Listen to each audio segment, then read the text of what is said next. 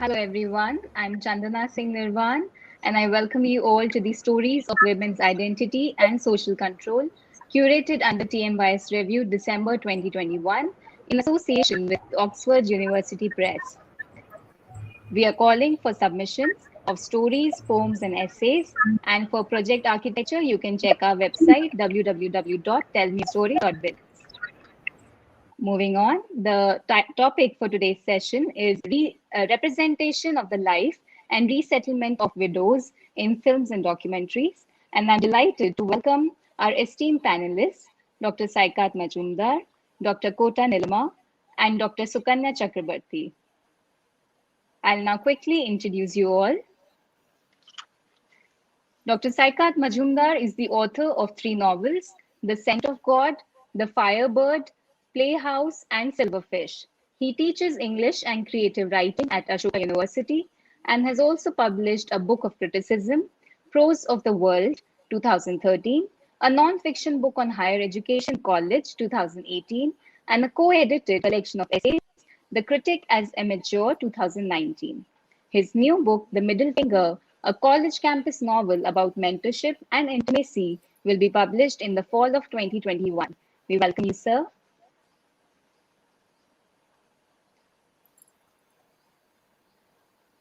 Next on the panel is... It's a pleasure to be here. Pleasure is all ours, sir. Next on the panel is Dr. Kota Neelima. She's an author, political scientist, and former journalist, and writes on poverty, gender, electoral reforms, and democratic deficit. Dr. Neelima was Senior Research Fellow, SAIS, Johns Hopkins University, Washington, D.C., and is an alumna of Jawaharlal Nehru University and University of Delhi. She heads the Institute of Perception Studies, New Delhi. She has authored 7 books, ranging from poverty to spirituality. Her recent book, Widows of Vidarbha, Making of Shadows, published by Oxford University Press, is a longitudinal study of farmer suicide households. 2 of her books have been optioned for a web series and 1 has been optioned for a movie. We welcome you, ma'am. Good to be here. Thank you so much, Chandna. Pleasure, ma'am. Our next panelist is Dr. Sukanya Chakrabarti. She is an artist scholar and assistant professor at the School of Theatre and Dance, San Francisco State University, received her doctoral degree in theatre and performance studies from Stanford University. Her performance practice, scholarship, and teaching life in the intersection of oral history, post-colonial studies, ethnomusicology, transcultural theatre and performance, experimental device performances, and community-based performance making with particular focus on South Asian performance studies. We welcome you, ma'am. Thank you so much. Thank you for having me. Pleasure, ma'am. Now I would request Dr. Saikat Majumdar to share his views on this topic.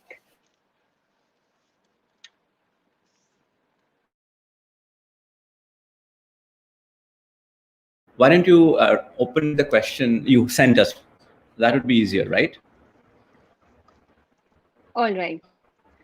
I would like to ask the panelists that in a patriarchal setup, when women are married, so post-marriage, there are many restrictions that are, put on them, which are subtly labeled as the traditions of the family. And in the widowhood, these, restrictions are particularly severe. And widowhood becomes a reason for stigmatization and deprivation of women. So if the panelists agree with it, how far do you agree with it? What are your opinions on this? And there's a second part to this question, which is that how can the media effectively bring attention on a significant scale to the issues of widows, which have been shunned from the limelight all too often? Right. Thank you very much. I'll try to respond to the first part, and then maybe we can enter the second part later. So this is a very important and very sensitive subject, and I probably don't have the kind of expertise in this as Dr. Neelima has, who has written obviously a book on this. But it's something we've grown up with, we've lived with, and when you ask about this kind of oppression, the first thing that comes to my mind is the huge rural-urban divide that is a reality in India. For most people growing up in a major Indian city or living there, it's much harder to sort of get a sense of the kind of oppression you're talking about. I grew up in Calcutta. I was educated there, lived for many years in North America, and now live, in South Delhi. So it is in a way hard for me to grapple it. And yet now being in North India, I kind of get the sense from the surrounding states of Rajasthan, Haryana, and the realities of dowry and honor killing. It's impossible to escape here. And also a kind of an constant ongoing culture of violence against women, which is, it's very shocking even in the end of the second decade of the 21st century. And this is kind of a realization.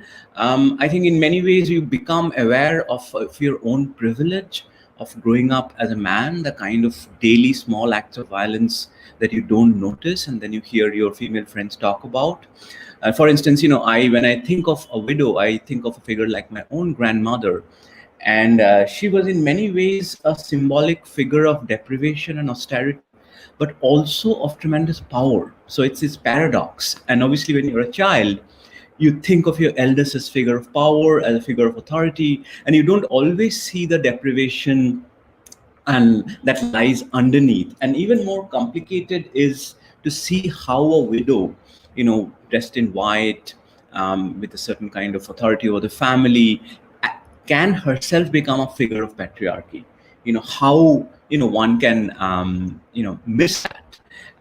So I think this is for me the intensity of the exclusion and the oppression you outlined in the first question, is itself a kind of an education, because living in urban India, dwelling in an sort of somewhat Anglophone society, with an educated, we just don't, we are not aware of this form of oppression. Of course, we see a lot of acts of microaggression, a lot of a general culture in the way patriarchy mutates in a kind of a cancerous way, that it changes form. But the kind of physical acts of violence and deprivation, I think that is still part of many corners of rural India, is something we are disconnected from. And I think what we need is greater awareness, greater connection between rural and urban India for us to know this. But I'm very glad this is now part of the conversation, and it's been a learning experience for me. So thank you. I'll stop there for now, and maybe later on we can talk about the media question. All right. Neelima ma'am, would you like to add your point of view? Yeah, thanks, Chandna. I totally agree with Dr. Majumdar. There is a big difference between the rural and urban when it comes to how women and these lines of widowhood, marriage, these social lines are articulated and negotiated in rural and urban India. There's a big difference, and I've often talked about rural feminism. I insist that there is a different kind of feminism required in rural India, where I think the access to sanitation can be an issue of rural feminism, for instance. Perhaps the right to nutrition, and a good nutrition, I'm not even talking about equal, but a good nutrition can be an issue of feminism. So there are several issues which are different for women in rural and urban areas. But there are several issues which are common between urban and rural women, widows, and married, unmarried, whatever be the social condition of the women. I study perception, and there are different inputs and outputs of perception in society, especially when it comes to women. And one of the most important, of course, is popular culture. And it's necessary at this point I want to highlight this before we go to the question, that there is a constant violence which plays out in the minds of women throughout their lives. And it is not notional, it is not temporary. It is real, it is organic, and it creates part of their character. Because women are the perpetual displaced. They are the constant migrants, and they are also the inherited invisible. And that is where the popular media, what we are here to discuss about their representation, especially widows in popular media, that's where it becomes very important, because making a woman visible is a subversive act, and where the visibility is an exception to the norm. So in popular culture, there is also another aspect I just wanted to highlight before we go into the main discussion, that women are also consumers of these images which they see on popular culture. So there is always a constant pressure of which is also a form of violence, I believe, on their own understanding how they are going to present the stories of women in popular culture. As somebody who has written fiction, I've tried telling these stories in a narrative fictional form. I've tried doing this, of course, through my academic work, and as someone who is constantly writing and finding different ways to try and tell the story, I must say that I myself have never been 100% honest or truthful in my own writing about women, because it's simply not possible. There's a constant conditional pressure on women, even when they are expressing, whether through art, through academics, or any other way of communication, where a woman is not able to completely express as a woman in whatever form of communication she is using. And that the reason for that, to my mind, is because it's a very, very difficult task. It's a very, very painful task to actually relive the violence in various forms, which has been absorbed by the woman from the time she has been a girl. So these are my opening comments. In case there is any clarification, I'm glad to clarify. All right, thank you, ma'am. Sukanya, ma'am, what do you have to say about this? Yeah, thank you so much. I feel like of course, I agree with Kota and Dr. Neelima, but I do want to kind of touch on something that Dr. Neelima talked about, the idea of invisibility.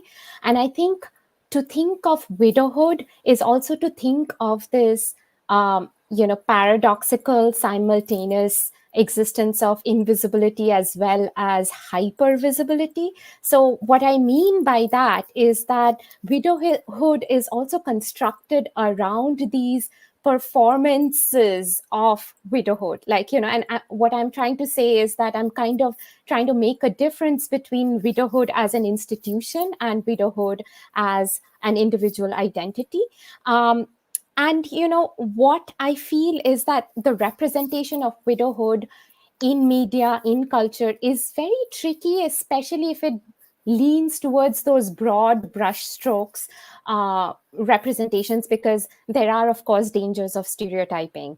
What I mean by the performance of widowhood is, of course, institutionally constructed performances. Like, for example, if marriage is the performance of a social contract, widowhood is exactly the nullification of that specific contract and kind of creation of a new contract, which is born of, just shedding, right? Like, it's almost like reversal of all the performances of marriage or the marriage rituals. And so, I agree that, there are different forms of violence, and some are overt and some are like, daily little acts of violence that go unnoticed, but also the violence that comes from silencing, the violence that comes from invisibility. And I think, there is a certain sense of societal awkwardness around widowhood or the identity of widowhood, especially given, patriarchy's inability to understand how to categorize such women in relation to men, given that, traditionally, as Dr. Neelima also mentioned, that their women's relationality or women's identity formation has always happened in relationship to men, like, from the time of birth, like as the father's daughter, and then the husband's wife, and then the son or daughter's mother. And so there's always this kind of conditionality.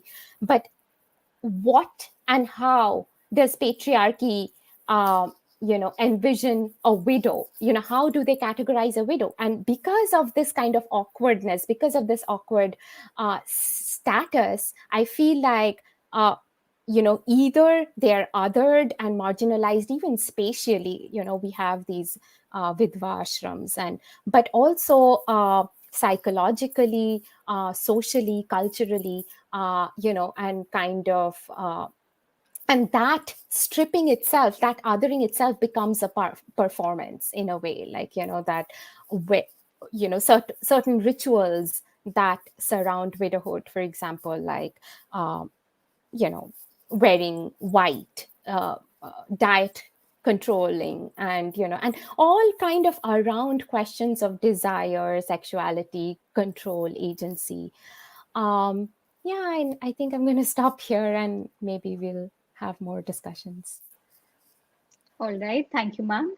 We're moving on to the next part of this question, that how can the media effectively bring attention on a significant scale to the issues of widows, which have been shunned from the limelight?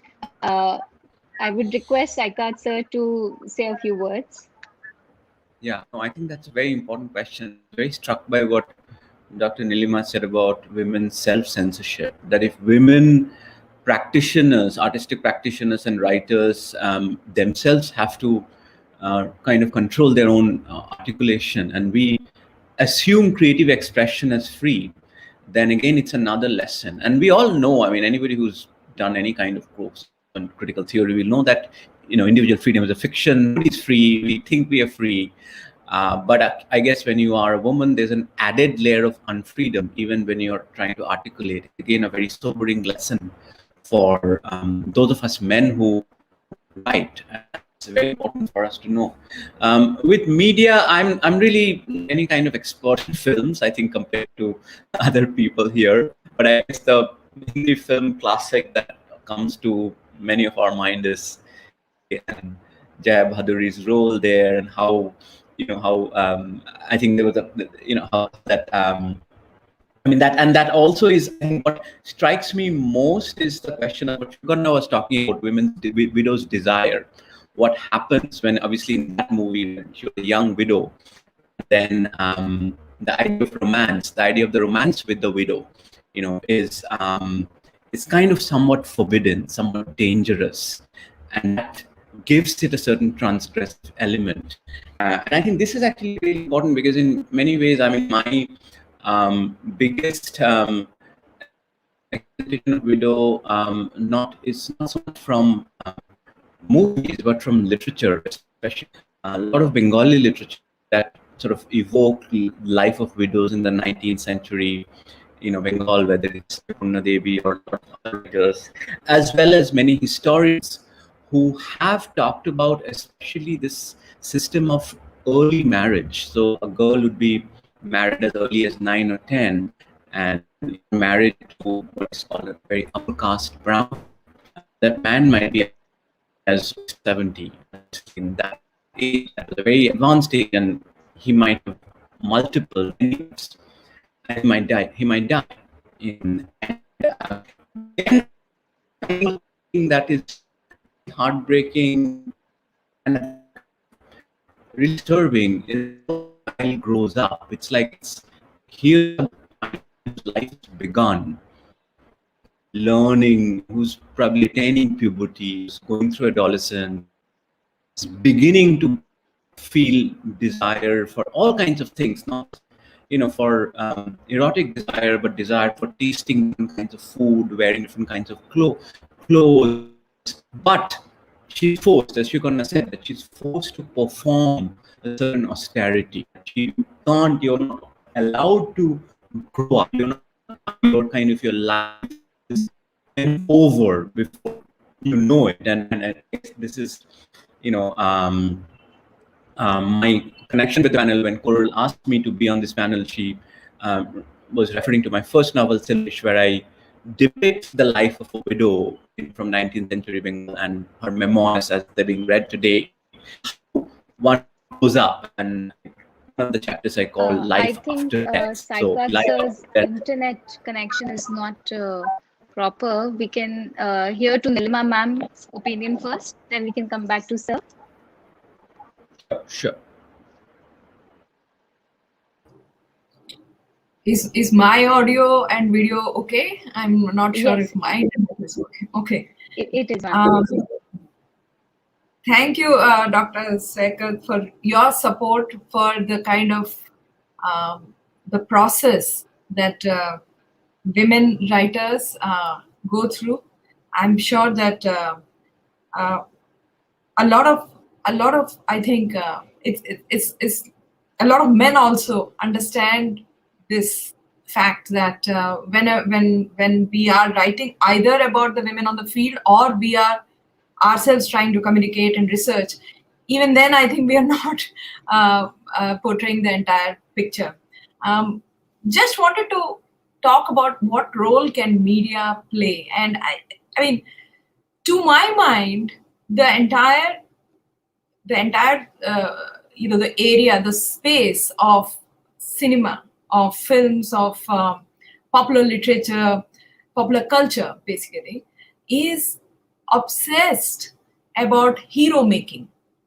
And that hero making is essentially a male-centric, male-dominated exercise where the position of the man in society, in state, in power, in family, everywhere has to be re-established through various narratives. Now, of course, the idea of this hapless, helpless, extremely distraught widow who has to be rescued and immediately made the only way she can redeem herself is to become property and return to a kind of patriarchal system is her only way of redemption and the best rescue the man can provide her, establishes the proprietarial sort of dominance of the man in the system. But I think the one thing the media can do now and must, because I think there is a lot of protest, both direct and indirect, to this level of hero making, and we see that in thankfully in a very democratic spaces like social media platforms and everywhere, where there is a pushback both from men and women who think this is not, it's not real, it's not accurate, and it is definitely not good to just focus on this. So I think that's what media can definitely do to shift the hero making from an extremely male-oriented view to a woman. Now, why would I say that a woman is the hero is because I have been studying widows of former suicides who not only struggle to survive during the distress which their husbands face and give up by committing former suicides, and they also later on survive alone, support their families in the same invisibility which Dr. Sukanya was talking about. And I believe that they deserve now a hero making. Now, looking back at literature and also popular literature across the world, from Mahabharata to Shakespeare, we do not have weak women. They are not weak women. They are portrayed like that more now, I believe, in a kind of a transition, which again, that's the whole idea of that hero making, which actually reveals an insecurity of the patriarchy. And I think that's where is an important entry point and also a fault line, which can be interpreted very well by feminists as well as those who may not believe themselves to be feminists, but believe in balanced narratives and balanced mainstream popular culture. Okay, thank you, ma'am. We would like to go back to Saikat, sir. I think, yeah, the internet is correct, proper So, now. sorry about the internet connection. I switched to a different router, Mm, but yeah, I don't know where you all lost me. But I was also talking about the representation of widows in literature, and a lot of Indian language vernacular literature, which show life in colonial India, 19th century India, some of it in Bengal. The whole idea of a very young girl being married off to a much older man, usually a high caste Brahmin, and then getting widowed. And what really struck me was how her life kind of starts in the kind of state after death, that a young girl is going through puberty, her adolescence, her desire, not just erotic desire, but to dress, to eat, and all of that is completely stifled, and she's growing up as somebody who's already being kind of cancelled out of life. And this is a very disturbing picture. And I think Sukanya was talking about how they're made to perform certain roles, that you can't eat non-vegetarian food, you can't. And this idea of the Bildung, as it were, a kind of a growth and development in death-like condition, really fascinated me. And that is where I guess Coral wanted me to speak about. I mean, brought me on this panel because in my first novel, Silverfish, I do talk about a widow's life like this, and the memoir she wrote of kind of learning to read. And there are also documentary evidences that these widows, often because they were not allowed access to education, they sometimes stood outside rooms where their brothers were getting lessons, and they actually picked up from that. And in my book too, that's how a widow learns to learn. And they've left autobiographies and memoirs, they've kind of gathered literacy in a lifetime, and have left this amazingly moving memoirs and autobiography. The historian Partha Chatterjee has written about this, that how one picks it up. So what really fascinated me is that how one can will to live, one can grow up even after one has been banished and exiled from life, right at the outset of it, right when at the age of 9 or 10 you're told your life is over. And then what do you do? How do you grow up? So that is something really fascinated me, and I think there's a lot of amazing literary representation. I agree with Dr. Neelima that this in some ways is a stark and striking contrast to representation of women in the classical epics, where there was a kind of a power.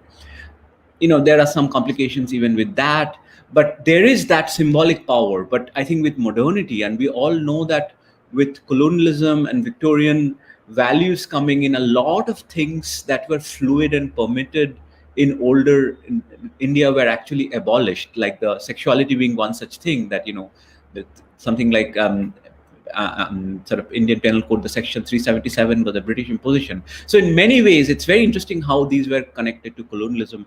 But the representation of, I think there's a good point, and Dr. Neelima makes, that in some ways modernity latches on to this kind of hapless portrayal of widows. And there's a lot of that in literature, especially in Indian language literatures, you can see. All right, thank you, sir. Sukanya, ma'am, would you like to add to this? Sure. I think there is so much to chew on. And also, I completely want to echo some of the thoughts that have already been shared. One being this representation of widows being very kind of monolithic, and the need to break that monolithic narrative is so strong, especially now. From as a very kind of personal, anecdotal thing, when I first realized that I'm part of this panel, I started thinking about what my first experience of widowhood was in terms of watching cinema or book. And I remembered that I was really young when Antarjali Jatra, the movie, came out. I think it came out in 1987. And when I myself was quite young when I first watched it, but the first scene I remember was extremely gripping, in the sense that I think it was, I honestly, I didn't rewatch it recently, but from what I remember, the scene of this corpse of a really old man, who is indicated to be the dead husband of a really young girl. And that jarring visuality, I remember, was extremely strong in my, I think, 7-year-old brain. I mean, in a way that I remembered how I, in within a couple of seconds, I realized that that little girl went from being a little girl to a wife to a widow. And within seconds, this kind of visual and cognitive dissonance was so hard to grapple with, right? But then I started realizing that there are really very broad categories of widowhood that have been kind of represented in media or in cinema, especially. And I think, I was going through the movies I have watched where widowhood has been represented. And I think broadly, one can say that it is either the image of this older matriarchal figure who's kind of leading the life of an ascetic, or and who's also kind of a trainer kind of, for younger widows in a vidvashram, or the image of a young preteen sati, or the image of a woman who is kind of almost in between who kind of holds the identity of that forbidden desire, who's like a widow, but also becomes this kind of object of desire or object of forbidden desire. And I feel like I kind of some of the movies that I can think of right now, one is definitely Chokerbali, and of course it is adapted from the novel by Rabindranath Tagore. And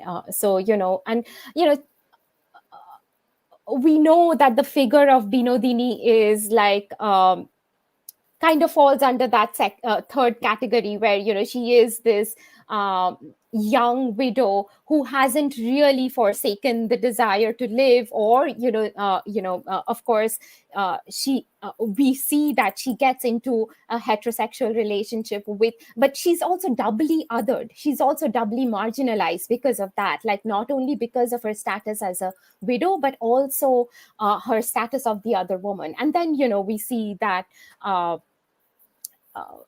I'm not going into the details of the movie, but I'm also looking at each individual projections of widowhood in each of these movies.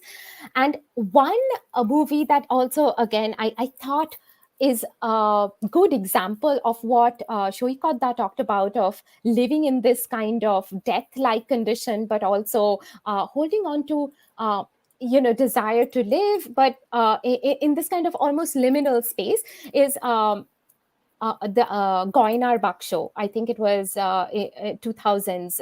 It was released, and but what I find most fascinating about that movie is how the older matriarch figure becomes also the holder of wealth in the family. And of course, we see how widowhood revolves around these two axes of wealth and desire and sexuality, right? Like we also see how these two axes actually become almost kind of defining factors of the patrilineality that patriarchy wants to preserve. And so, of course, wealth, the family wealth, and also the patrilineal inheritance of and so kind of controlling the sexual relationships of the widows. And so in Goinar Bak Show, this matriarch figure is very fascinating because she comes back as a ghost, as her presence, and she reveals secrets of her extramarital affair with a laborer to her I think niece-in-law.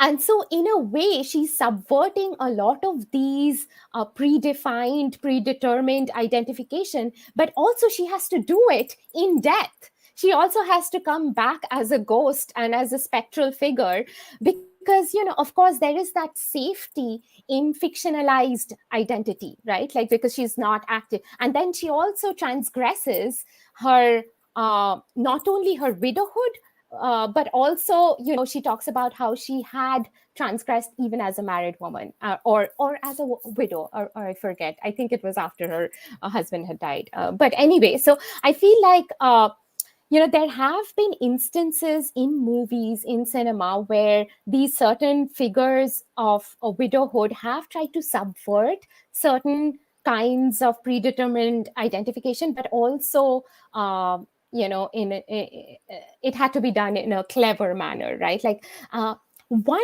last thing that I do want to talk about is this play, which I really came across quite recently.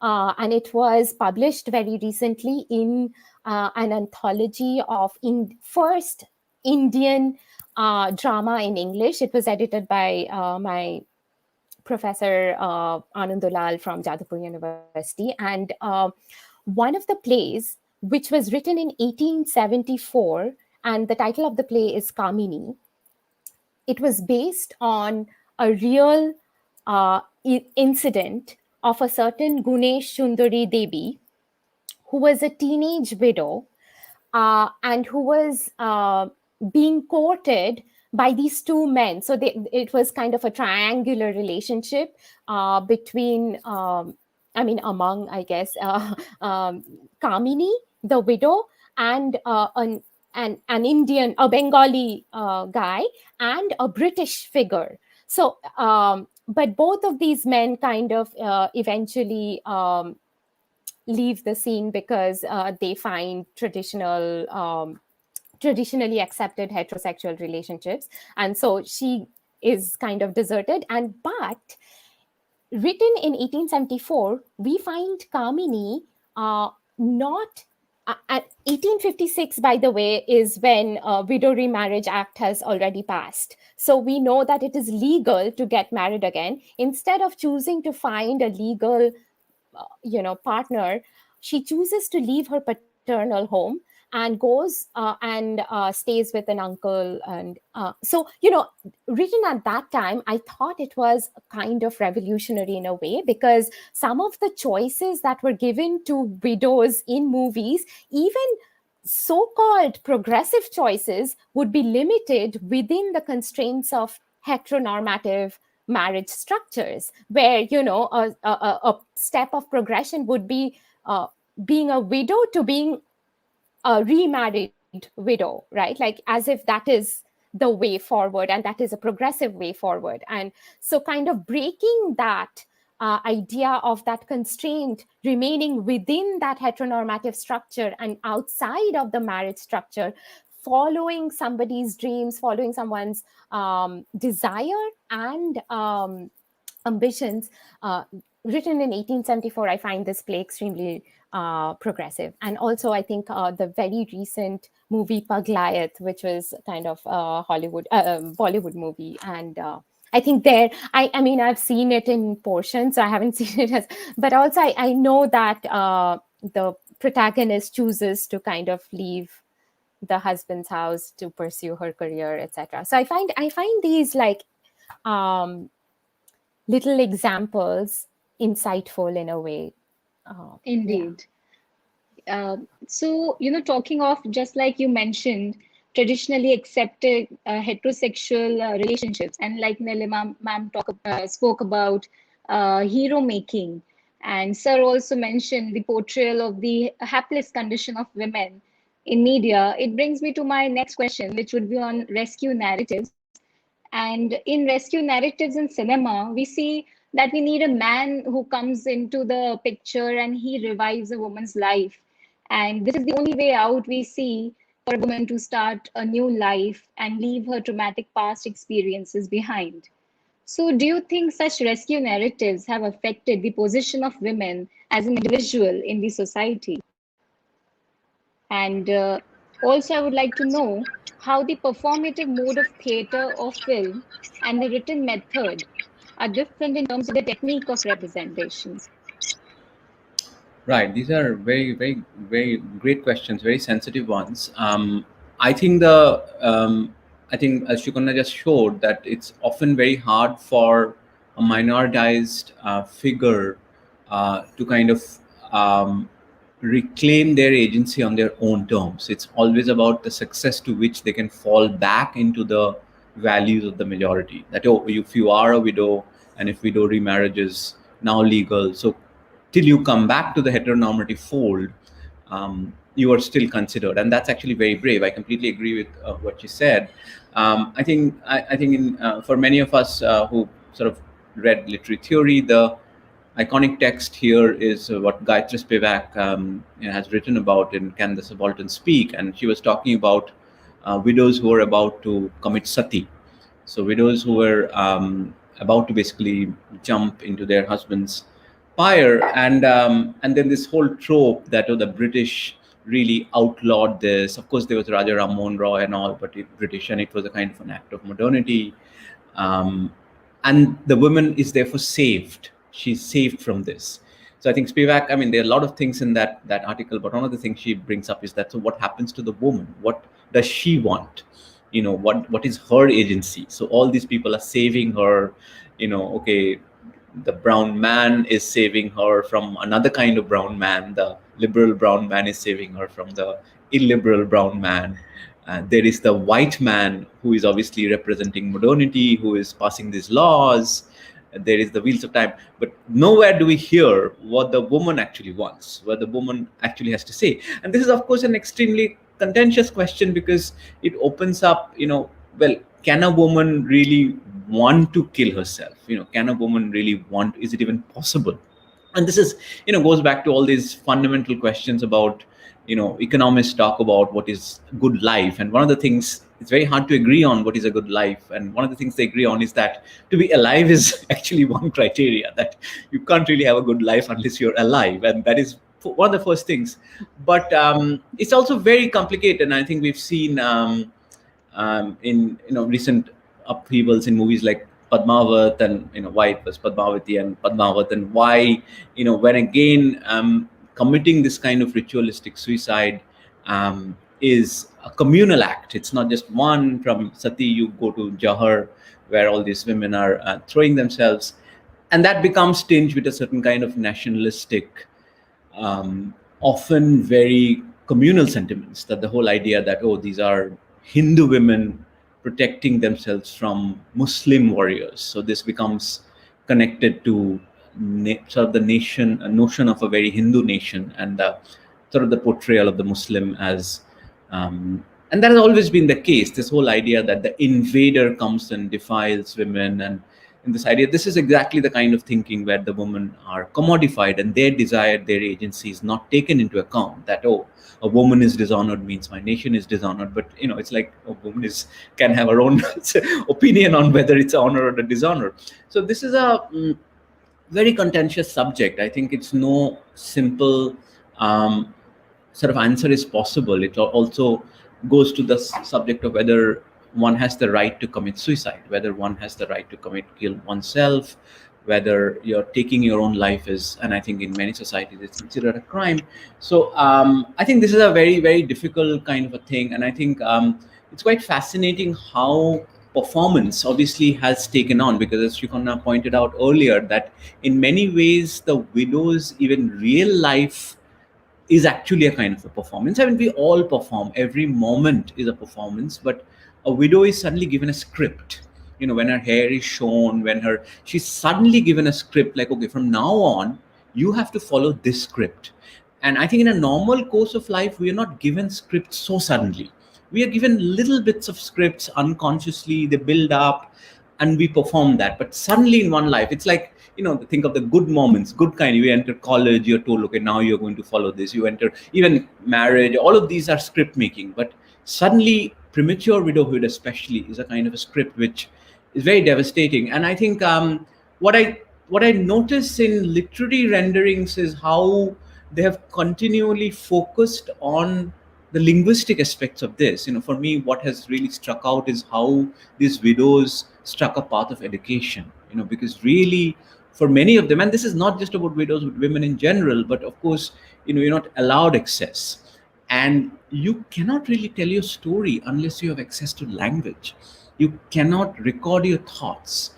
And how so many women have actually struggled a kind of in very difficult, hostile paths to education, and through that education they've accessed, they've managed to tell their stories, often in fragmented, incoherent forms, but it has been left behind, so that not all the accounts of widows are given by men who have constructed stories about them, but the women themselves who were able to actually speak for themselves. And even that always remains an act of privilege, because it's only a certain kind of woman, especially if you go back to the 19th century or even today in rural India, who can get access to language and expression. But at least I think it's still worth having. It's very important to have that, and because it can't just be always even the liberal men can't go on telling the stories of women. It must be the widowed woman who has. So when it comes to literature, that is something which has really struck me. Thank you. So, do you think the fragmented or the incoherent form of the writing or their narrative could also be because of the deep scars they have on the psyche? I think so. I mean, all kinds of reasons. For one thing, their education was very autodidactic. It is very unformed. It is very patchy. It showed in their languages. And that's why, even in my first novel, when I was trying to, again, it's obviously me telling that story, I tried to recreate that language. I imagined what that language might be. And I imagined this to be a certain kind of burnt, bruised lyricism. It looked very lyrical, like the syntax of certain kind of Bengali novels I've read. But at the same time, there's the sense of pain in it. But this is again all our imagination, and there's obviously a limit to which you imagine being separated so far with time, space, and gender. But I think there are many, and even the way they were preserved, the way they came, are very accidental. And many of the subaltern historians whose very project was to kind of address the national story, not from the national bourgeois perspective, but from the perspective of women, peasants, working class people, have given us this perspective. And I think Gayatri Spivak's interrogation of that project it's also a very male historical project, and she kind of questions that, from which the Subaltern Speak essay comes out. So it's really fascinating, and it's an ongoing project, I think. Okay. Thank you, sir.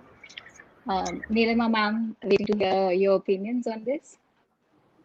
Yeah, I just wanted to begin with a small experiment which I had done with my last book, Widows of Vidarbha, Making of Shadows.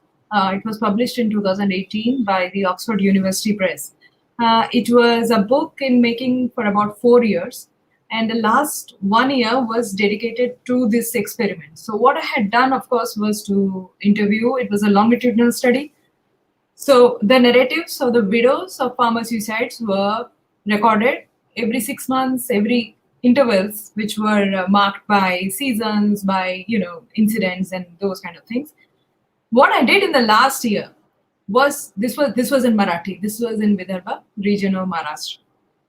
And what I did in the last year of my research was to retranslate the narratives from English back to Marathi and read them out to the women.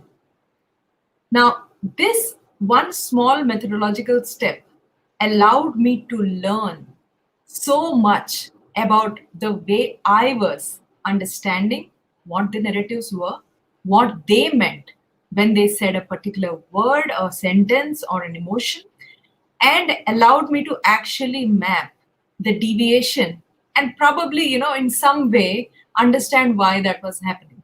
So this reading out process at the very outset was something which the women did not sort of expect. I told them that this is going to be your way of peer reviewing my work, basically asking them to correct in case I was wrong. To them, it was not possible that we could, I would have got it wrong. But when they discovered how far away was my understanding from what they were really worried. They wanted it to be more and more accurate.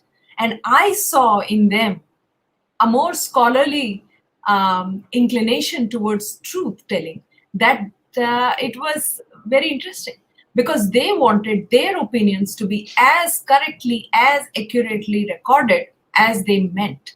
So, for instance, give you one example. which was the most, I think, telling in my, in my research, was when the women were saying that I really miss my husband.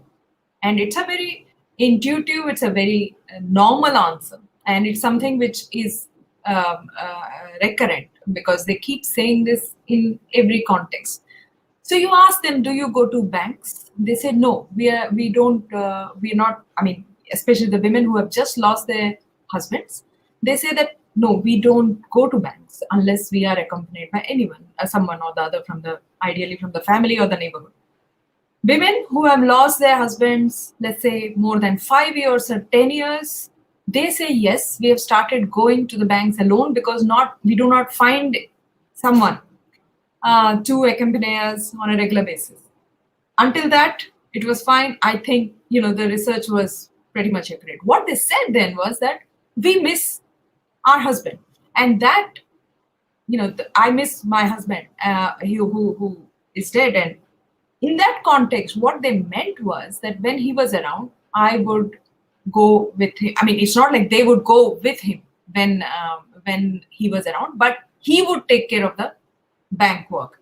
Now, in the old, I mean, in cases where they have been on their own for a longer period of time, the women started saying, I miss my husband because if I had gone with him, I would have managed the finances better.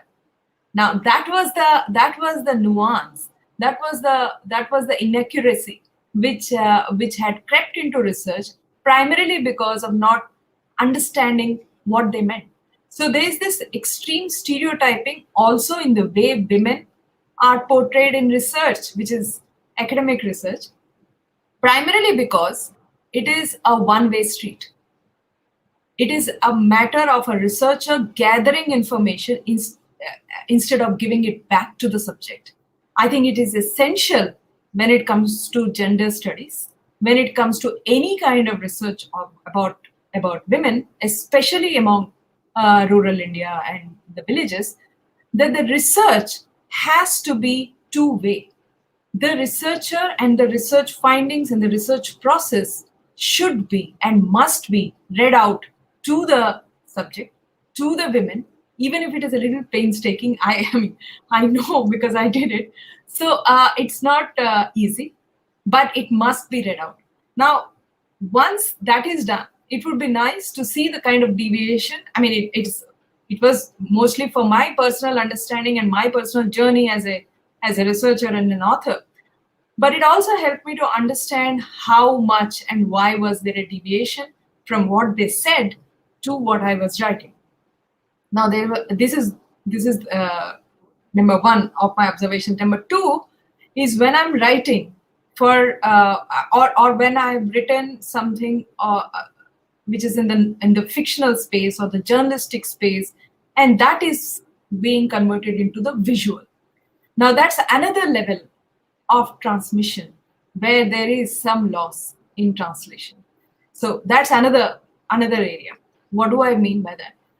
My text might be extremely sensitive, progressive, and inclusive. But when it is transmitted or when it's translated to the visual, there is a gap. And in that gap creep in stereotypes, which are what kind of stereotypes?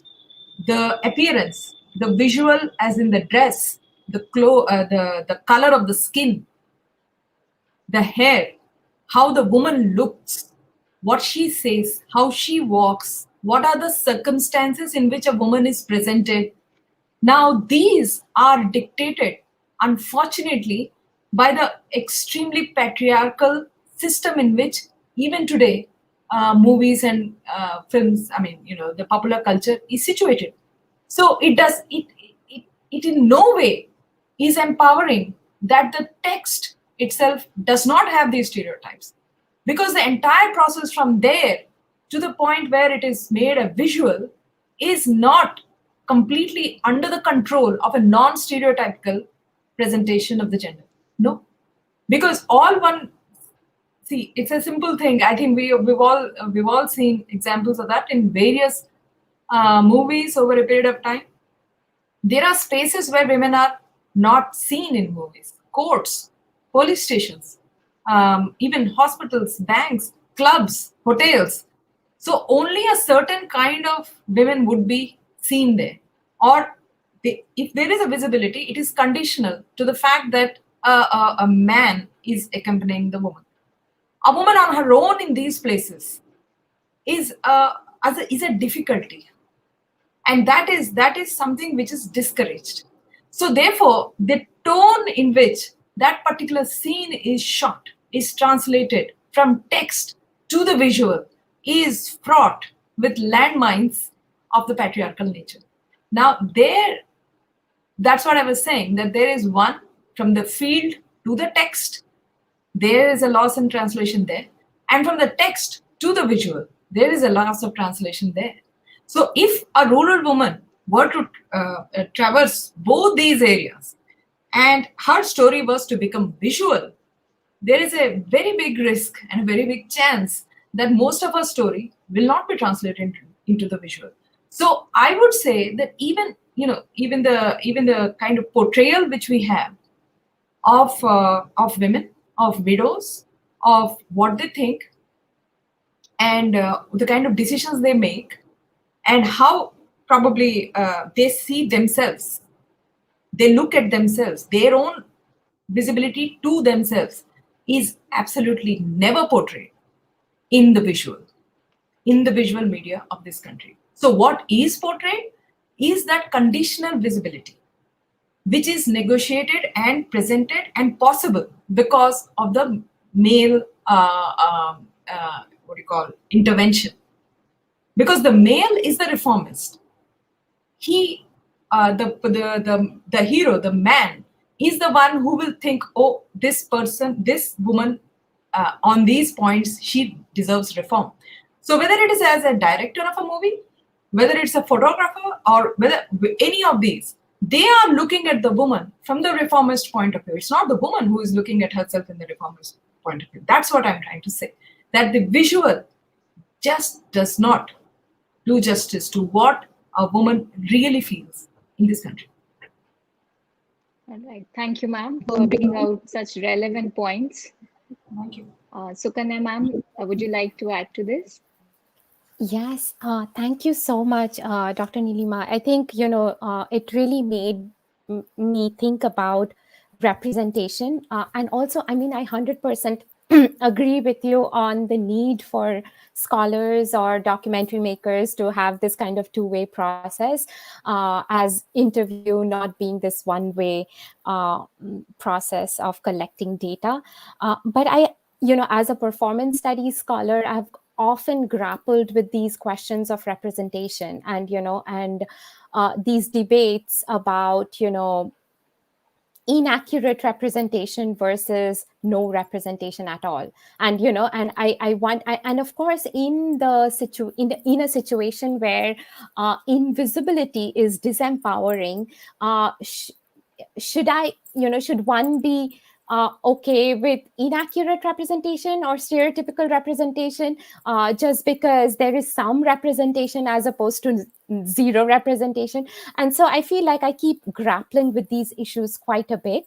But I want to echo the idea of the danger of the single story and the danger of the stereotyping, and and how we need to break those stereotypes and patterns. And I feel like I'm so fascinated by Dr. Neelima's research, because I feel like, again, if we look at popular media and popular culture and representation, how many movies have depicted widows who've taken it upon themselves after their husband's death to kind of provide for the family, to kind of, in a more kind of assertive, proactive role, right? Like it's always, the representation has kind of always been in the role of somebody who has to kind of negotiate their path in a kind of oppressive patriarchal setup, which of course, because most of these movies that I have seen at least have been made against the backdrop of like 19th century, 20th century India, which when, politically, there's a lot going on as well. And so, of course, and again, kind of going back to this idea of like, the colonizer on the one hand, the colonizer on the other hand, the patriarch, and the women being entrapped in between these two kind of oppressive powers.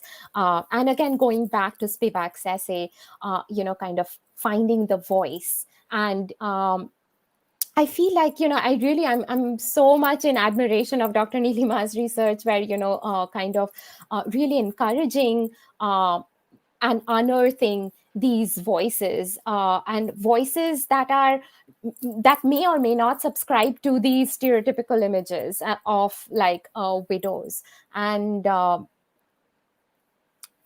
I feel like I definitely think that we need to kind of also critically question the representation of widows, even if it is progressive, like so-called progressive, in the sense that even if we see and also kind of question the question matters of choice and agency, as Saikat mentioned, that these can be tricky, like, what, because now that I'm thinking about all the plays that I have seen of widowhood, this idea of communal suicide is so common. And I mean, I'm also thinking of Hayavadana in a way, and I'm also thinking of like Vrindavan. There was a play that I saw in South Asian community theater in the Bay Area.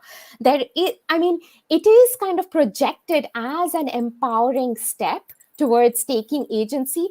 But then, again, kind of going back to the questions that Saikat raised, like, what is the agency? Like, what can it be that pushes you to choose death over life, and kind of questioning those limitations of choices that women may have to make.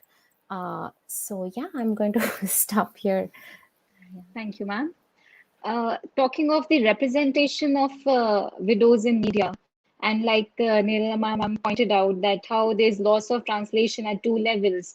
So Pierre Bourdieu uses the term symbolic violence when he refers to the impact it has on the viewers, it has on the masses, the stereotyping of widows on a media, in media, and especially visual media. So what do you have to say about it, panelists?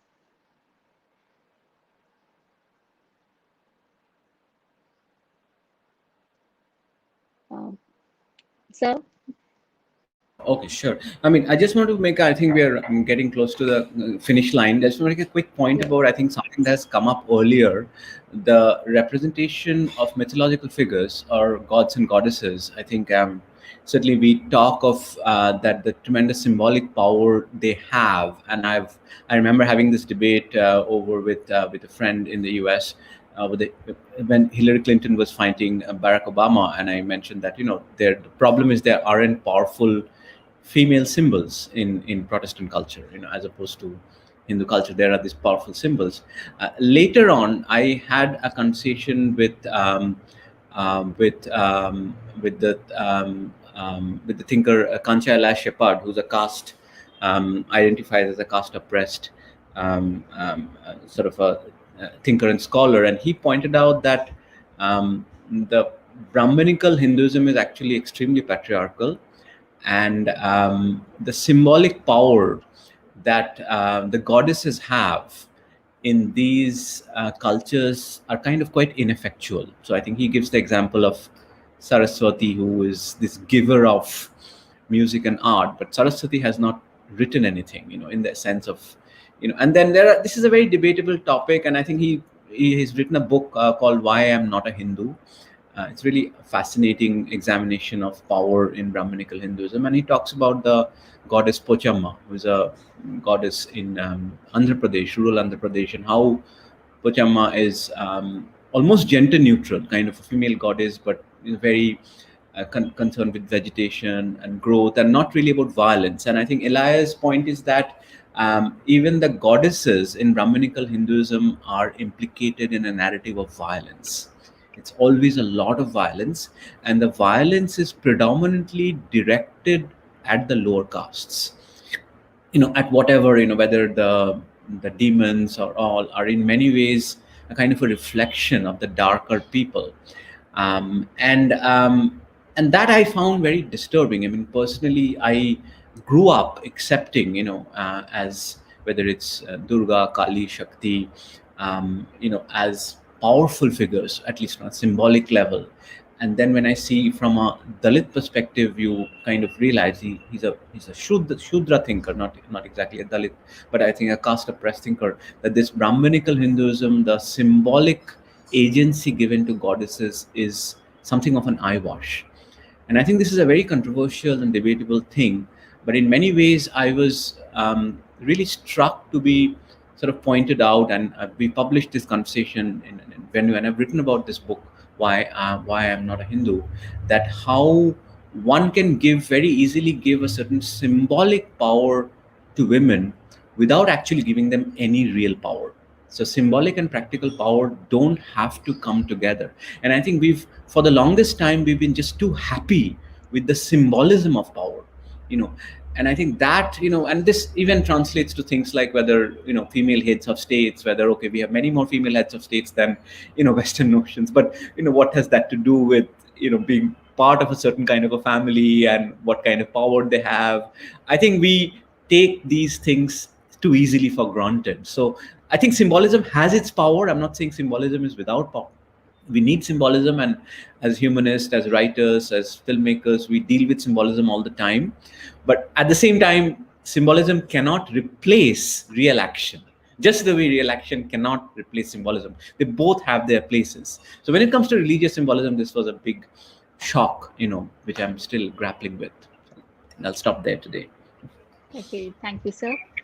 Neelima ma'am, would you like to say something about this? I'll refer to what Dr. Sukanya said about representation. I think what Dr. Saikat also is saying is the same thing, that the power does not lie with the woman, because the mediation of the power is completely controlled by the man. Now, why do I say this? There are 7 invisibilities which I've been working on. There used to be 6.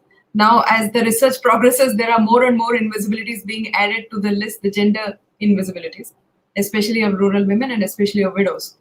So the promises of representation for women which have failed, and that's where the symbolic violence is, and that's where the symbolic power, which Dr. Saikat was saying, is our tradition, status, procedure, opportunity, ownership, value, and vote. And the range is from, I guess, tradition as in, the social structure, value as in labor, and finally the vote. And I want to just focus on vote for a moment. This is a representation which was promised to both men and women. And I do not think the women are represented in this country at all. I think that is something from which continues, I guess, from where the goddesses come from. What is the symbolic power they have, to the symbolic power of a woman voter. That's also equally useless. That's the word. Because there is, if that were so, look at the other invisibility which I am talking about, which is procedural invisibility, where the women, there is no procedure which includes the difference which either women bring into the state process or widows do. When widows go, or when widows have to approach the state, there is no particular process, there's no particular way in which the state interacts with them, except that they are asked to bring along a male relative so that the state can interact with the male, and therefore who then interacts with the widow. So there is no route, there is no direct access to power even there. And that's not even access to power, that's just access to welfare schemes, how to get a bore well, a goat, education for her children. But even then, she has to mediate through a man, a male relative. Even the statements which women give after farmer suicide inquiries, during the farmer suicide inquiries to the police, are written by the male hand. They are recorded in front of men, by men, and the woman is supposed to sign. So if you look at these files, which are thick, bulky files, voluminous, and dusty, files in tehsil offices, the signature or the thumbprint belongs to the woman. That's the only sign and evidence in the entire file about a farmer suicide that there is a woman involved. The rest of it is written, signed, witnessed by men. So when we talk about the symbolism of, let's say, a goddess Saraswati or a goddess Lakshmi or a goddess Durga, it is really symbolic, because when it actually comes down to the brass tacks, when it actually comes down to the ground, this is where it's just 5% of any state process is dedicated to the woman. And that also includes the tone in which a woman is talked to, which is not recorded. This is not recorded anywhere in text, but the way the state talks to her daughter, and the way the state talks to the son, even if he's 5 years old, is so different. And that is where I think the need for the accurate visual representation of the state of women and widows is absolutely essential. I think also that, on a hopeful note, that we are getting there, because we are seeing the difference between what is and what is shown. Talking about representation, if this is true, if in the popular culture, in the religious space, in social space, as well as in the political space, women are not being represented, what does that mean? It basically means that only 50% of this country is represented on a constant basis from whenever elections began in this country, and that women, about 50% of this country is still not independent in that constitutional sense. Because do remember that even constitution is written by the male hand. Even the judiciary is written by the male hand. And why do I say that? I just give you one example of marital rape in the recent judgments on that, where a woman's voice, a woman's version is never important for the judiciary to consider that a marital rape should be considered a crime. It's not in this country. So that's just one example of why even the law is male and why is the constitutional male in this country. And I see this from a constructive point. I see that this is because we are able to see this invisibility, which is written into the texts, into the laws of this country, that we will be able to change them. Now, but for that to happen, obviously the media and the visual communication area is absolutely essential, that it has to have that rigor, the kind of accuracy with which women are portrayed. And I hope that we get there very soon. Yeah, I was just thinking of that the situation of the women panchayat heads, where Yes. it's always run by their husbands, and the women, because the seats are reserved for the women, but it's in reality. And there I can think of many stories and recent web series Panchayat, where obviously we saw that she's the head, but of course everybody knows who the real head is, the husband. So that's the. Dr. Saikat, there was one very interesting and slightly funny incident in Haryana, as we know that which has a very different gender perspective, I guess. So the seat was reserved for the woman, but of course this family has been for a very long time little oppressive towards the women of their family. So the father-in-law asked the only person who could contest, which was the daughter-in-law, to contest, and she, to his shock and dismay, he said, "No, I'll not contest." And he struggled very hard to convince her to please. He said, "No, but you always put me behind in the parda, in seclusion. I don't think I can actually go and contest." So he had to give up the seat. This was a panchayat election. Yeah, the symbolism is quite ineffective. We see that. Yeah. All right. Sukanya ma'am, would you like to add to this? I'm just going to keep it short, and I feel like we have talked about, I mean, especially Shoykota mentioned how, symbolic power and practical power may not actually coincide. But I also want to address this idea of power and this idea of deification of women as a form of dehumanization of women. In a way, there is also this, it also kind of stems from this patriarchy's intense anxiety about women's sexuality. Either you deify them or you control their sexuality through violence. And there are these two extremes or two simplistic binaries of the ways in which women have been defined. And I think some of those kind of trickle down to notions of nationalism too, like how the nation is imagined as the mother, and then these claims of very kind of heteronormative, like protective masculinity comes into play about the nation and the relationship with the nation. And I think those are actually kind of real intense anxiety of patriarchy about women's sexuality and the need to control. And yeah, I'm going to just keep it short. All right. I would like to thank all the panelists for joining us and giving us, so many interesting points. And overall, it was a wonderful conversation. Thank you so much. Thank you very much.